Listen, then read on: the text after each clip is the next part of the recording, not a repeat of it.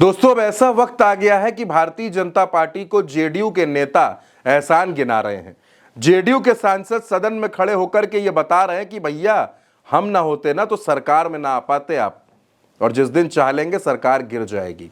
ये बात जेडीयू के सांसद गिरधारी यादव ने सदन में खड़े होकर कही और रेल मंत्री अश्विनी वैष्णव को तो खूब सुना डाला।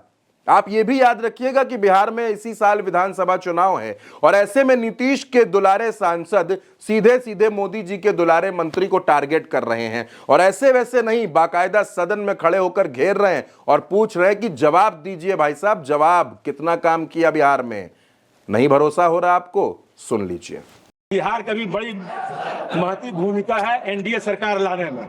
11 साल में माननीय रेल मंत्री जी बताने की कृपा करेंगे, पटना से दिल्ली, पटना से बेंगलोर, पटना से मुंबई कोई ट्रेन चलाया क्या? इतना वेटिंग लिस्ट होने के बावजूद बिहार में कोई ट्रेन माननीय रेल मंत्री जी के द्वारा नहीं दिया गया। तो दोस्तों, ये गिरधारी यादव हैं, बांका के सांसद हैं, जेडीयू से चुनाव जीते हैं, नीतीश कुमार के करीबी सांसद हैं और वो सदन में खड़े होकर अश्विनी वैष्णव से पूछ रहे हैं कि जरा बताइए तो 11 साल में आपने पटना में रेलवे मंत्रालय में कितना काम करवा दिया, कितनी ट्रेन चलवा दी है, Patna to Mumbai, Patna to Bengaluru, Patna to Delhi.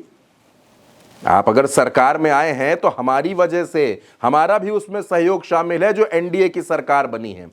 आप सोच कर देखिए 10 साल पहले तक कौन कहता था एनडीए की सरकार? 10 साल पहले भी तमाम सहयोगी दलों को नरेंद्र मोदी की सरकार में मंत्री बनाया गया था, लेकिन हर आदमी मोदी सरकार बोलता था। भारतीय जनता पार्टी के नेता तो आज भी मोदी सरकार बोलते हैं, लेकिन जो सहयोगी हैं, चाहे वो टीडीपी हो, जेडीयू हो, अनुप्रिया हो, शिंदे हो, चिराग हो, जयंत हो, इन सब ने एनडीए सरकार वाला फॉर्मूला फिट करना शुरू कर दिया कि भैया अब मोदी सरकार नहीं, अब एनडीए सरकार है।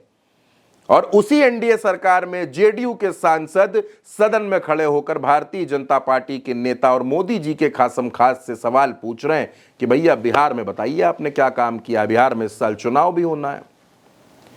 कहीं ना कहीं दोस्तों अब ऐसा होना शुरू हो गया है कि जो सहयोगी सांसद हैं उन्होंने सवाल पूछने शुरू कर दिए हैं। अभी हाल ही में जगदीप धनखड़ साहब का इस्तीफा हो गया।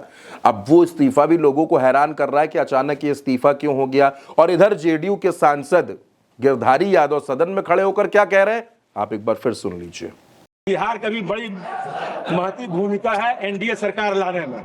11 साल में माननीय रेल मंत्री जी बताने की कृपा करेंगे, पटना से दिल्ली, पटना से बेंगलोर, पटना से मुंबई कोई ट्रेन चलाया क्या? इतना वेटिंग लिस्ट होने के बावजूद बिहार में कोई ट्रेन माननीय रेल मंत्री जी के द्वारा नहीं दिया गया।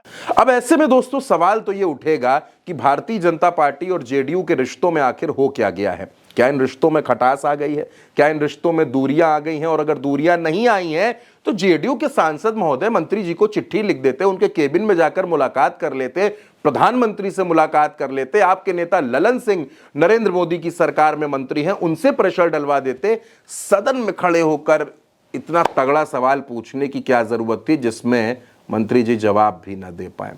आप क्या सोचते हैं, ये झगड़े की शुरुआत है या फिर कुछ और है? आप कमेंट में हमें कमेंट करके बताइएगा और उल्टा चश्मा यूसी को सब्सक्राइब जरूर कीजिएगा। नमस्कार।